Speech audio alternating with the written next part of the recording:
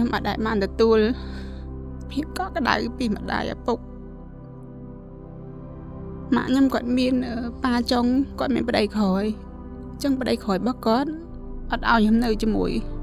គាត់ទេគាត់បញ្ជូនខ្ញុំឲ្យមកនៅជាមួយយាយខ្ញុំនៅស្រុក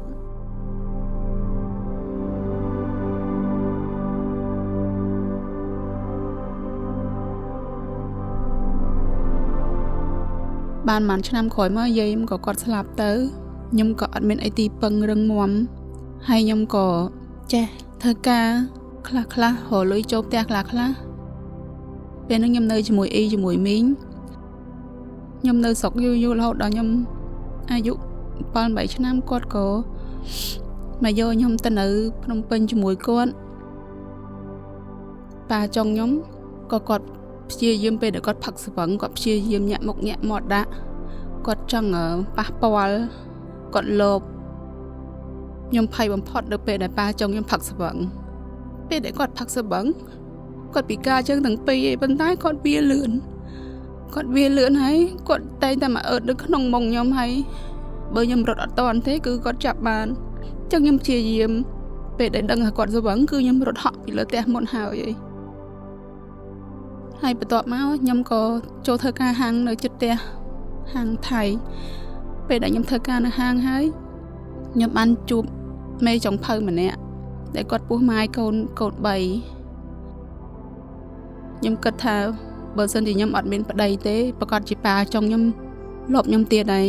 អញ្ចឹងក៏ខ្ញុំសម្រេចចិត្តថាពួកខ្ញុំយកគ្នាទៅក្នុងឆ្នាំដែលខ្ញុំនៅជាមួយប្តីខ្ញុំគឺគាត់ធ្វើការហាងខ្ញុំនៅផ្ទះពេលហើយទៅគាត់ក៏បខំខ្ញុំគេងជាមួយគាត់មានកូនកំបិតចុចមួយគាត់ថាបើខ្ញុំអត់ឲ្យគាត់ដេកជាមួយគាត់អាលកខ្ញុំចោលថ្ងៃមួយទៀតខ្ញុំប្រាប់គាត់ថាកុំនៅមួយខ្ញុំអីខ្ញុំក៏ហកកាហាយណាមួយតែគេអត់ស្ដាប់ទេ